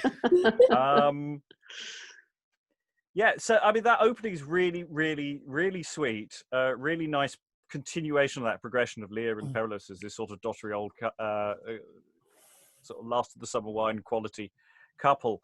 And then we get the messenger as murderer. Talking about them as they're asleep. And it's a fascinating journey for all of them as they go from don't kill us, no, yes, no, kill me, but don't kill him. Who's killing us? And then the messenger turns around and goes against it. Thoughts in the room, really, rather than me. No, it's very. What fun! Sorry, Keith. I'm not entirely sure because I've not read it from start to finish before hearing it. I'm not entirely sure what point it is. It's a little past the halfway point in the play. It is a very long scene. It's got very few people in it. So presumably something colossally important is happening which everybody needs to attend to. And yet, round and round in circles it goes. Often to comic attempt. I know we're not supposed to mention Voldemort, but I can't help recognising a certain amount of shared DNA with a rather more efficient scene in an early Roman play involving chopping hands off. Yes, I'm sure you can, but that's fine. That's between you and your whichever gods you worship. And there's that as well. There's much more overt Christianity than there is anywhere else in the play. I'm fairly sure Helen will know more about this than I do, or possibly Liza. At what point is it supposedly prohibited to mention God on stage or enact ritual? It's not for another 10 later. 10 years, isn't it? 1604, I think it is. Yeah, it's James. It's James that does it. Yeah, so we're good 13, 14 years away. It's this extraordinary thing where for a start, they're scalded into action. We actually start getting angry language from Leir and Perillus. Not a moment before time, you might think.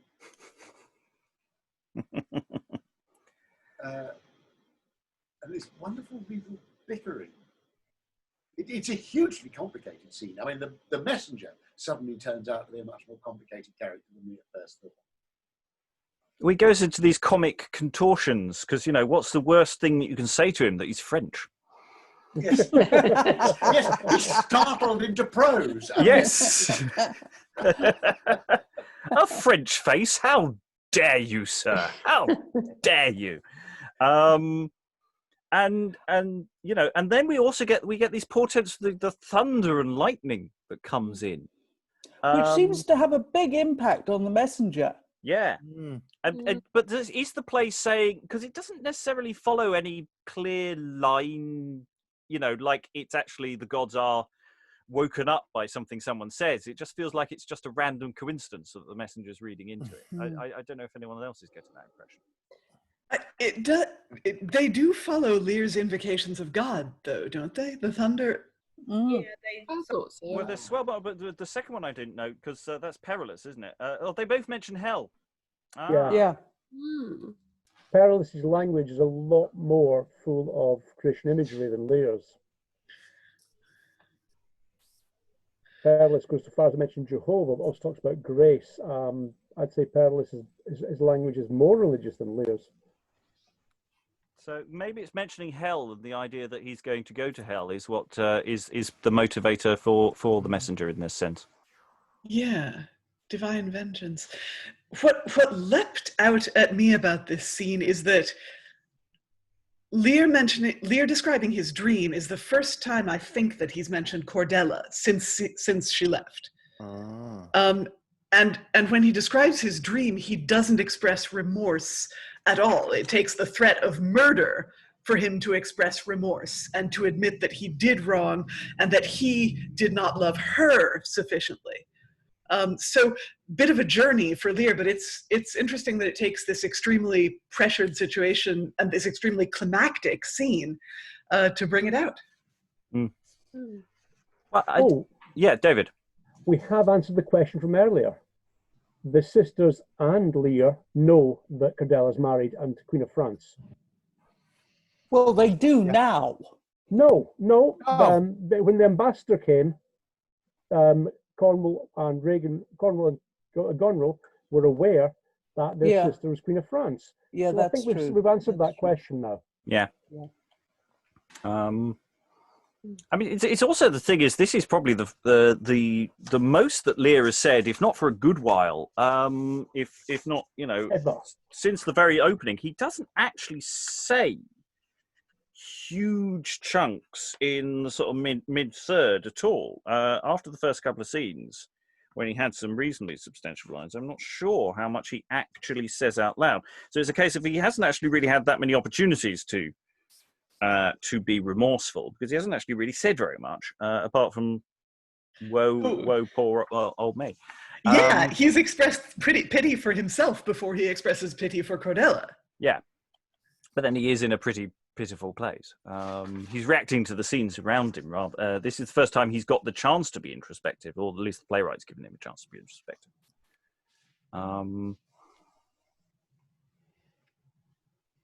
But yeah, it's this back and forth of you can kill me if you can, all the confusion that's going on.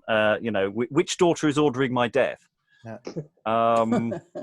Or is it this one? Because I've got 3. You have to be precise. And then when he finds out which one it is, no, prove it.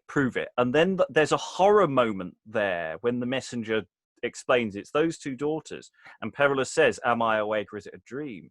And Leir seems from that point onwards is quite content to die.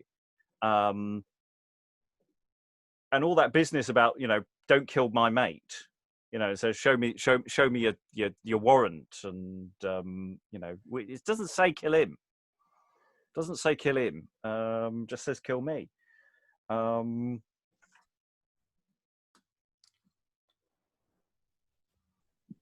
It's interesting as well that when they start that conversation about who's paying to have him murdered, Lear's automatic assumption is that it's Cordella. He's the one. She's the one he mentions first, which I suppose you could say is perhaps his subconscious prompting him because he's feeling guilty on some level. But I don't know. He really doesn't know his children very well at all, does he? Oh, it's Cordella wanting to have me killed, is it? And the messenger's like, no, I never heard her name before. Like, what? Yeah. Who? Yeah. You have another daughter? Yeah, I thought that was quite an interesting little window into Leir's state of mind and the way he thinks. I think there's another thing here with the doubling, because Mumford does know Cordella, and Mumford is a Frenchman. Yeah. Am I right? He doesn't come across as a Frenchman, but yes, he putatively seems to be a Frenchman. Yes, but he definitely knows Cordella, but doesn't know the other 2. Whereas the messenger knows the other 2, but doesn't know Cordella, and it has it in for being taken for a Frenchman. I love this doubling. Yes, that makes this doubling into a joke. I love that. I hadn't read. Oh, yeah, you're right. Do I look like a Frenchman? Yeah, who's just been playing a Frenchman. Yeah, that's right. Yeah. Oh God, that's definitely he's definitely Mumford. The actor, that is. Yeah, love that. I mean, I think that's what that "Do I look like a Frenchman?" indignation is all about. Yeah. Otherwise, it makes no sense, really. It's a slightly weird. I mean, it's fun, but it's slightly weird. Whereas this actually creates a reason for that joke. Yeah. Yeah. Good call, Helen. Very good call. But there's also the possibility that it could be played. I mean, I don't know whether Mumford turns up again. He does. Okay. Yes. So when the messenger disappears. Right. Well, I don't know the circumstances of that, but it is perfectly possible that Mumford is moonlighting as a messenger, which is why he's so upset about being taken for a Frenchman, because he actually is. He's doing a Bunburying expedition. I mean, that might be too much, and it might detract from the plot, but it's a thought. I was wondering if the messenger could be conflated with Scaliger, but no, the two daughters, Gonorill and Ragan, both know Scaliger. So. Yes, Scaliger is the other person for the first third of the play who we never see again. I'm so mad about that. I'm so angry. What kind of playwright has a character proclaim, "I am a villain," and then never appear again? Yeah, it is the one element of the dramaturgy that really upsets me. The rest of it I'm really loving. But that is just, why throw away, that potential? It is odd. Okay, we're into extra time, so more a general talk about the play overall as we close down. I might start with those who've come in late, as it were, to the narrative to get your impressions of the play itself and whether you're holding on. Imagine you turned up late for the show. There was a delay and a bus service or something, and you've turned up and you've been let in for the after the first interval. So Dan, what are your sort of general thoughts about the play overall as you've seen? You're muted at the moment.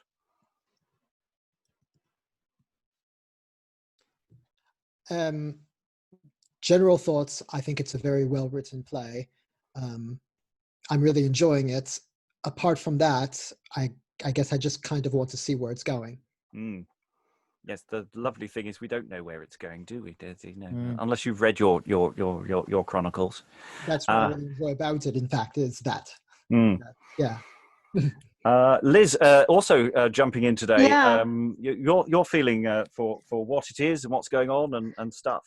Well, I think I would have been taken Ragan for what she comes over as the evil person, the several notches higher than her sister, and then I would have enjoyed very much the scene, the ambassador scene, and the last one, scene 19, the comedy in both of those.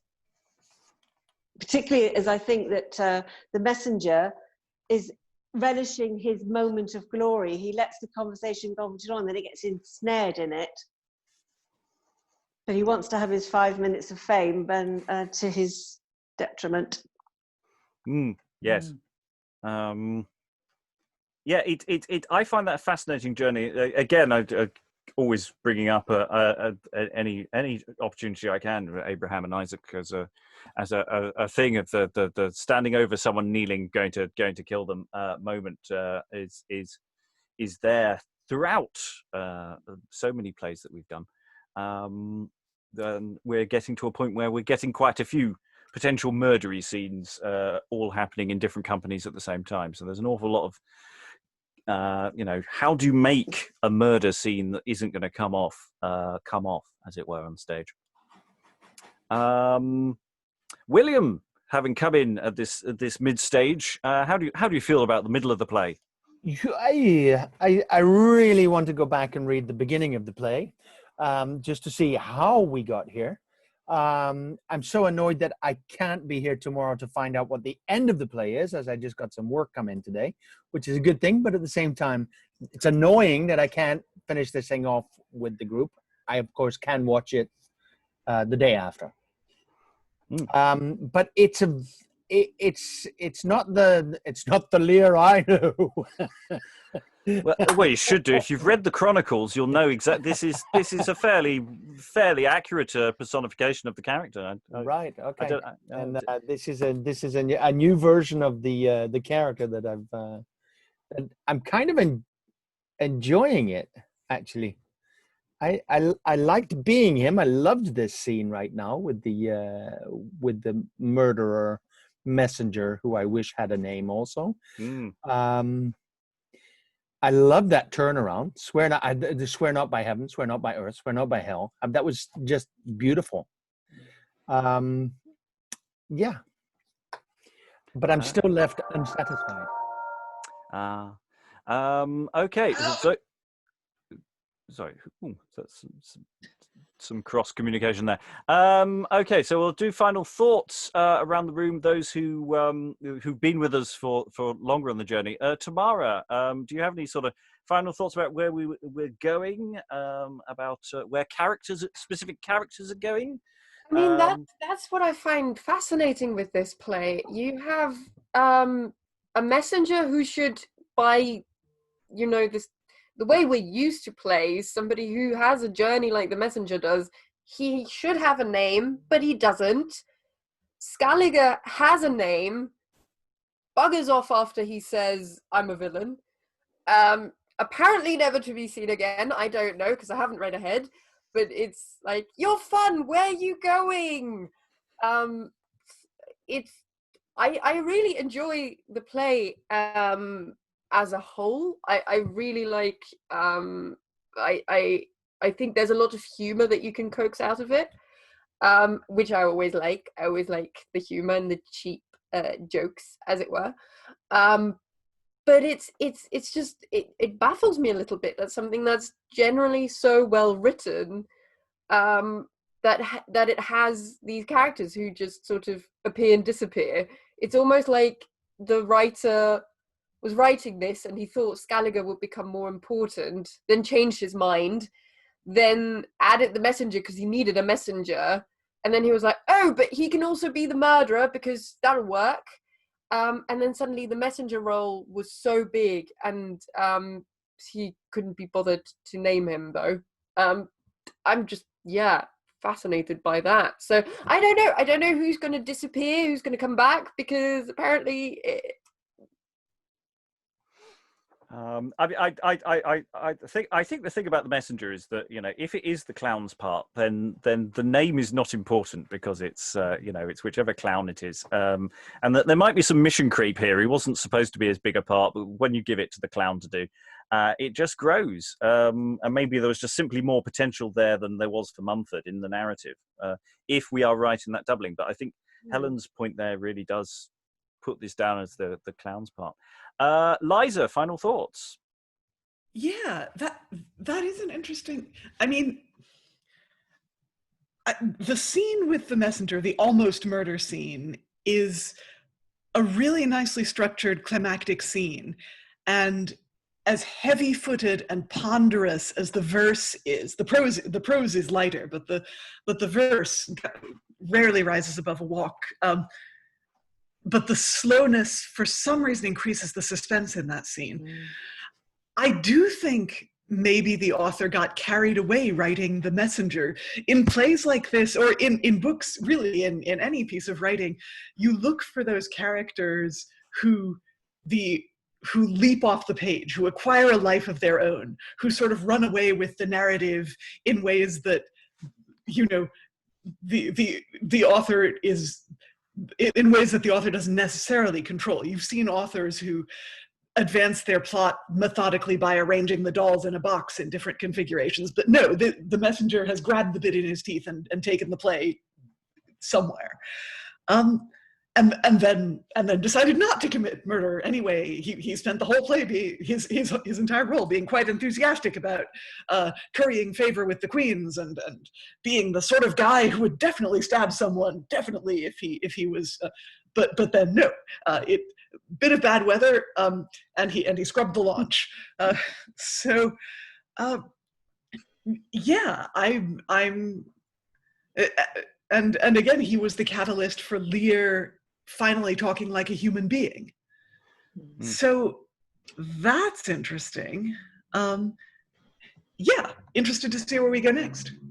Well, the other thing also is, we don't know that, precisely how this play was written, or for that matter, precisely how it then ends up after several, years on the road. There's elements of this that feels like they're additions, or there's bits of business that have expanded or grown or shrunk. I mean, maybe Skelliger had a much bigger role in the original narrative, and then just going, we don't need him actually. Just cut that bit.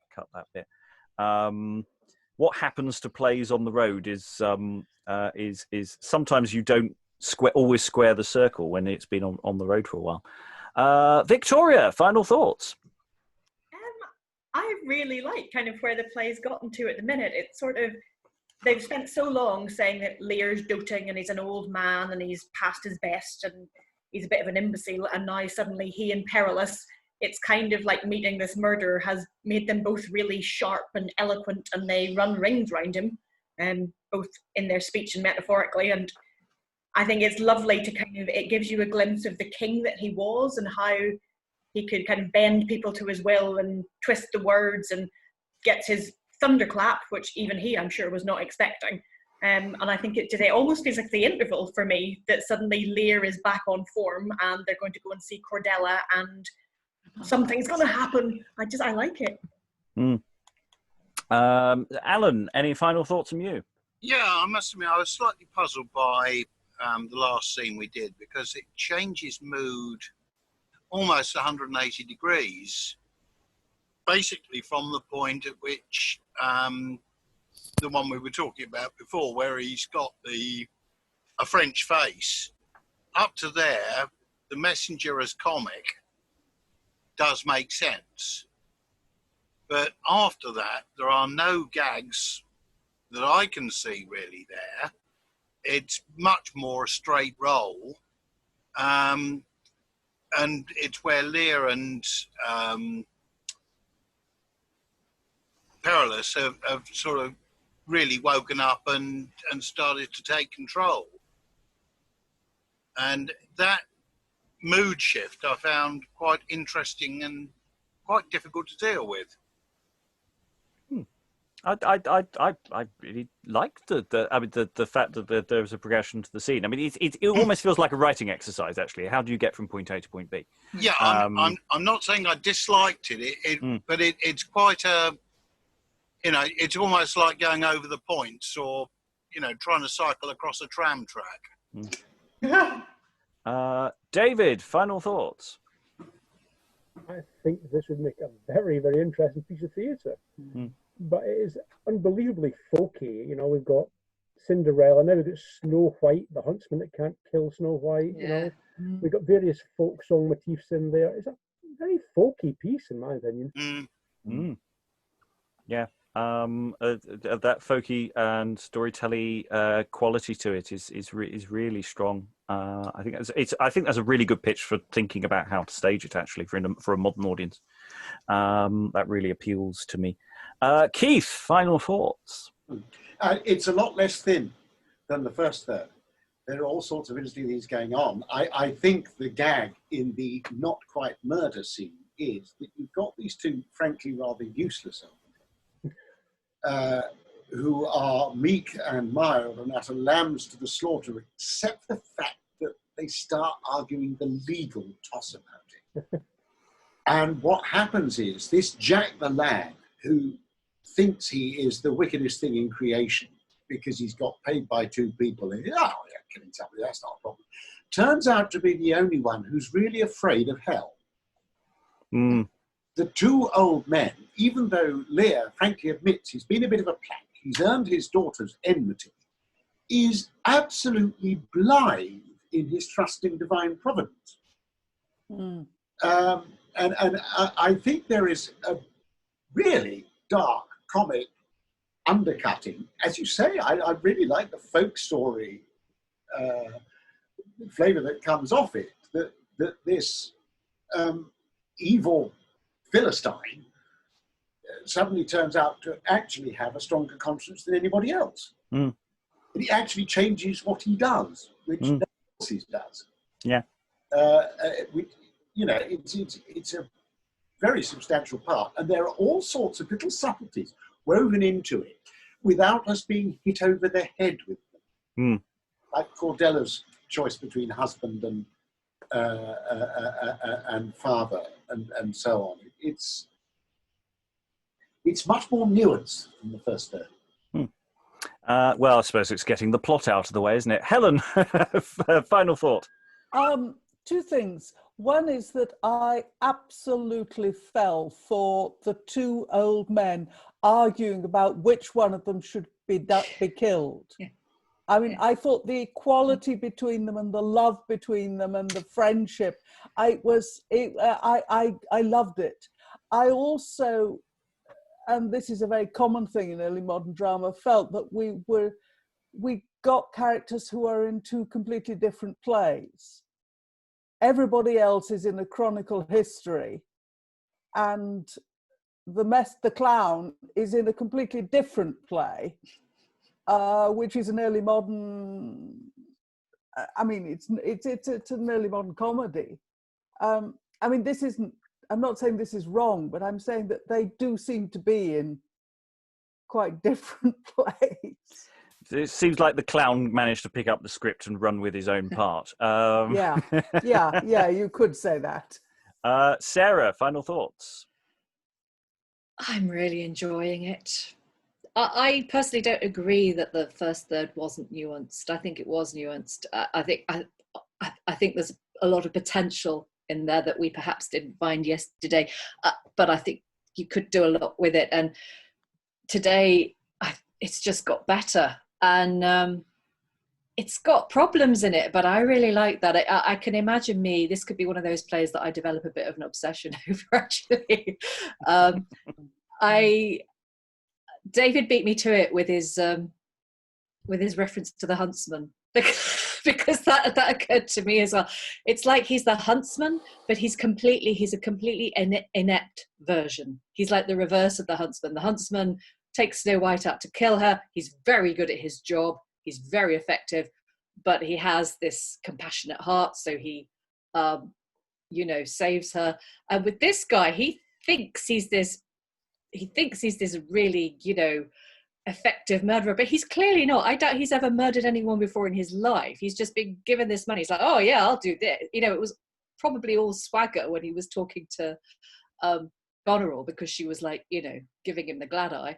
And like when it actually comes to it, he's a couple of opportune thunderclaps, and he's jelly. He's jelly, yeah. And I just love it. But this play has really surprised me, because it's not gone at all in the direction that I thought it was going to go.